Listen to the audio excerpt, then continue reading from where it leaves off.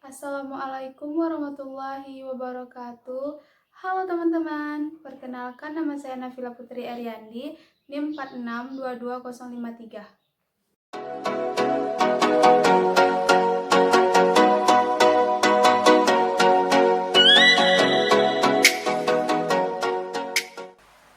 Baiklah, di sini saya akan menjelaskan tentang filsafat modern. Yang pertama, rasionalisme. Rasionalisme adalah aliran filsafat yang menyatakan bahwa kebenaran dapat diperoleh hanya melalui hasil pembuktian, logika dan analisis terhadap fakta. Segala sumber pengetahuan yang ada dalam rasionalisme berasal dari akal pikiran atau bersifat rasional realistis. Kemudian adapun ciri khasnya, yang pertama yaitu sepenuhnya mengandalkan akal budi sebagai sumber untuk memperoleh hasil pengetahuan. Kedua, memiliki sifat a priori. Kemudian ketiga, sifat pemikiran rasionalisme dilandasi oleh aksioma yang menyatakan bahwa ide bersifat jelas, tegas, dan pasti ada dalam pikiran manusia. Yang kedua, empirisme. Empirisme adalah aliran yang menjadikan pengalaman sebagai sumber pengetahuan. Aliran ini beranggapan bahwa pengetahuan diperoleh melalui hasil pengalaman dengan cara observasi atau penginderaan.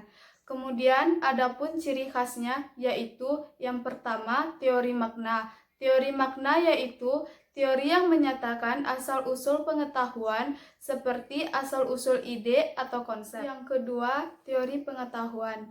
Teori ini menyatakan bahwa semua kebenaran berasal dari posteriori atau kebenaran yang diperoleh melalui observasi.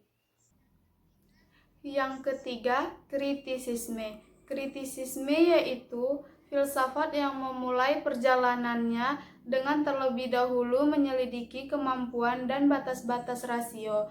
Adapun ciri khasnya, yang pertama yaitu menganggap bahwa objek pengenalan bersifat pada subjek atau bukan pada objek. Yang kedua, menegaskan keterbatasan kemampuan rasio manusia untuk mengetahui realitas atau hakikatnya.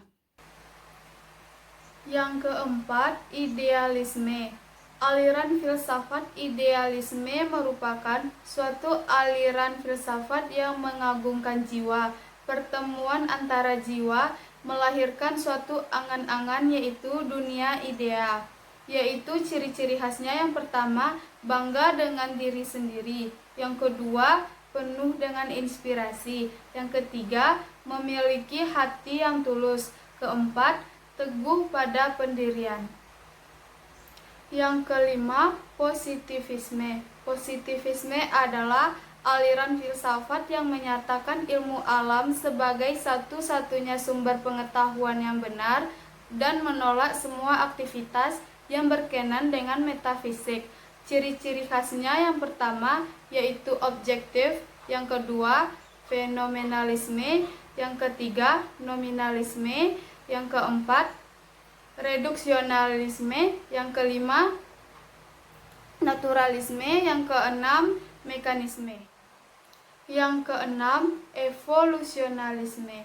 Evolusionalisme menyatakan bahwa prinsip dasar proses alam adalah perubahan dan perkembangan bentuk perkembangan yang lebih rendah, sederhana, menuju bentuk yang lebih tinggi dan mendekati kesempurnaan.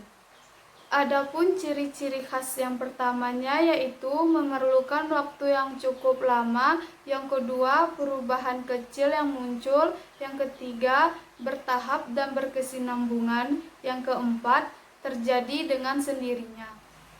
Yang ketujuh, materialisme. Materialisme adalah pandangan filsafat yang mencari dasar segala sesuatu termasuk kehidupan manusia di dalam alam kebendaan semata-mata dengan mengesampingkan segala sesuatu yang mengatasi alam indera. Ciri-ciri khasnya yang pertama yaitu segala yang ada wujud berasal dari satu sumber yaitu materi atau makda. Kedua, tidak meyakini adanya alam goib. Yang ketiga, menjadikan panca indera sebagai satu-satunya alat sebagai pencapai ilmu. Keempat, menjadikan kecondongan dan tabiat manusia sebagai akhlak. Yang kedelapan adalah Neo-Kantianisme. Neo-Kantianisme yaitu aliran filsafat idealisme yang muncul di Jerman pada tahun 1860-an atau abad ke-19. Nama aliran ini berasal dari dua kata yaitu neo yang berarti baru, sedangkan kan yang berarti filsuf atau Immanuel Kant. Ciri khasnya adalah pahaman di mana setiap mengambil keputusan kita harus membayangkan bagaimana kita adalah pihak yang dirugikan.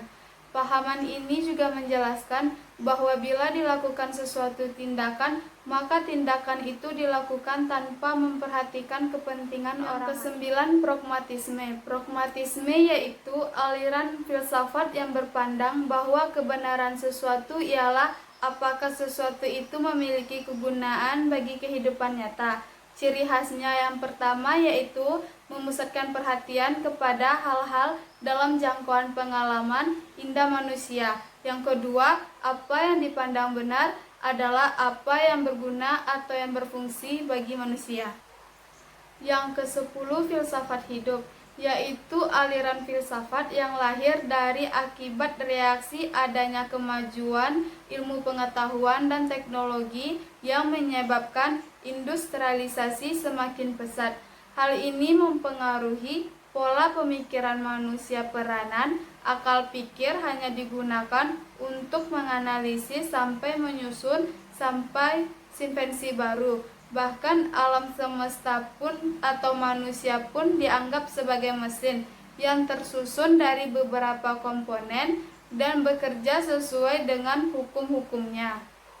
Ciri khasnya yaitu setiap tindakan dan tingkah laku dalam kehidupan sehari-hari juga dipergunakan untuk menyelesaikan persoalan-persoalan yang dihadapi dalam kehidupan. Yang ke-11, fenomenologi. Fenomenologi adalah studi tentang pengalaman hidup seseorang atau metode untuk mempelajari bagaimana individu secara subjektif merasakan pengalaman dan memberikan makna dari fenomena tersebut.